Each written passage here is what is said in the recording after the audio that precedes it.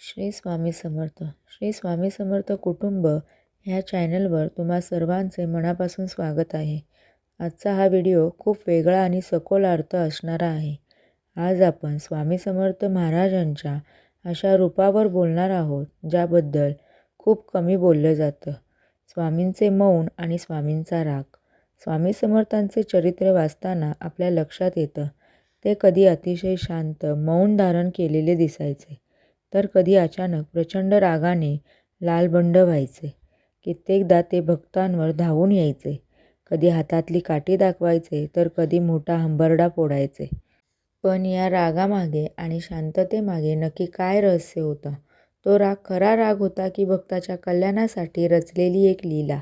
आणि स्वामींच्या या मौनातून आपल्याला आयुष्याचा कोणता धडा मिळतो? आज आपण या सगळ्या रहस्यांवर सविस्तर या व्हिडिओमध्ये ऐकणार आहोत. जर तुम्ही चॅनेलवर नवीन असाल तर नक्की सबस्क्राईब करा आणि कॉमेंटमध्ये श्री स्वामी समर्थ लिहायला विसरू नका. चला तर मग स्वामींच्या चरणी नतमस्तक होऊन या सखोल विषयाला सुरुवात करूया. स्वामी समर्थ महाराज कोणावर रागवायचे? स्वामींचा राग कधीही निस्वार्थी आणि निष्पाप भक्तावर नसायचा. स्वामींचा राग असायचा माणसांच्या अहंकारावर. जेव्हा एखादा मोठा राजा, पंडित किंवा श्रीमंत माणूस मी कोणीतरी मोठा आहे या गर्वाने स्वामींसमोर यायचा, तेव्हा स्वामी त्याच्यावर प्रचंड रागवायचे. स्वामींना भक्ताचा तो मान सन्मान किंवा पैशाचा माज अजिबात खपत नसे. माणसाच्या डोक्यावर चढलेला अहंकाराचं भूत उतरवण्यासाठी स्वामी तो अवतार घ्यायचे. मानसशास्त्रसुद्धा हेच सांगतं, जोपर्यंत माणसाच्या मनातील अहंकार तुटत नाही तोपर्यंत त्याला खऱ्या अध्यात्माची किंवा ज्ञानाची प्राप्ती होऊ शकत नाही. स्वामींचा तो राग म्हणजे अहंकाराचे निर्दालन करणारी वज्राघात होती. स्वामींच्या रागाचे दुसरे एक मोठे रहस्य आहे. जेव्हा एखाद्या भक्तावर खूप मोठे संकट, आजार किंवा मृत्यूचे सावट यायचे, तेव्हा स्वामी त्याच्यावर अचानक मोठ्याने ओरडायचे किंवा त्याला मारल्यासारखे करायचे. भक्ताला वाटायचे की स्वामी माझ्यावर का रागावले, पण प्रत्यक्षात स्वामी काय करायचे? त्या भक्ताच्या प्रारब्धातील कर्मातील वाईट फळं स्वामी आपल्या त्या रागाच्या आणि ओरडण्याच्या लीलातून नष्ट करून टाकायचे. स्वामींची एक थोबाडीत किंवा एक ओरडणे म्हणजे भक्ताला मिळणारे सर्वात मोठे अभयदान असायचे. त्या रागामागे आईचे जसे अपार प्रेम लपलेले असते, तसा स्वामींचा तो राग म्हणजे भक्ताला संकटातून वाचवणारे कवच असायचे. आता वळूया स्वामींच्या मौन या पैलूकडे.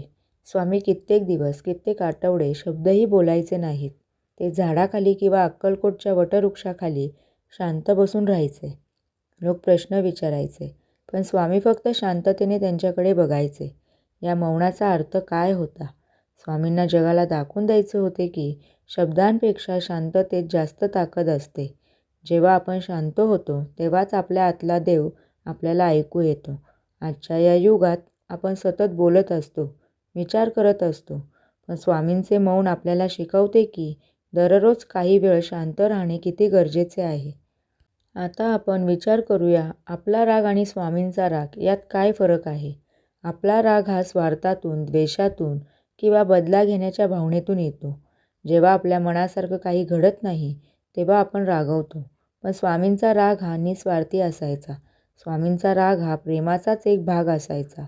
जशी आई आपल्या लहान मुलाला आगीच्या जवळ जाताना मोठ्याने ओरडते, मारल्यासारखं करते, कारण तिला मुलाचा जीव वाचवायचा असतो, तसा स्वामींचा राग हा भक्ताला चुकीच्या मार्गावरून योग्य मार्गावर आणण्यासाठी असायचा. स्वामींच्या रागात द्वेष नव्हता, तर भक्ताच्या कल्याणाची तीव्र तडप होती. आजच्या 21व्या शतकात या विषयाचा आपल्या आयुष्याशी काय संबंध आहे? आज प्रत्येकाच्या पोटात आणि डोक्यात राग भरलेला आहे. ऑफिसचा ताण, नात्यांमधील वाद, सोशल मीडियावरील ट्रोलिंग या सगळ्यामुळे माणूस क्षणाक्षणाला चिडचिड करतोय. अशा वेळी स्वामींचे चरित्र आपल्याला 2 मोठ्या गोष्टी शिकवते. पहिली गोष्ट, स्वतःच्या क्रोधावर नियंत्रण कसे ठेवावे. जेव्हा राग येईल तेव्हा स्वामींच्या मौनाचे स्मरण करा. दुसरी गोष्ट, संकटात शांत कसे राहावे. जेव्हा आयुष्यात कठीण प्रसंग येतो तेव्हा बडबड करण्यापेक्षा शांत राहून परिस्थिती हाताळणे शिकले पाहिजे. स्वामी समर्थांचे मौन ही आपली सर्वात मोठी मानसिक शक्ती बनू शकते.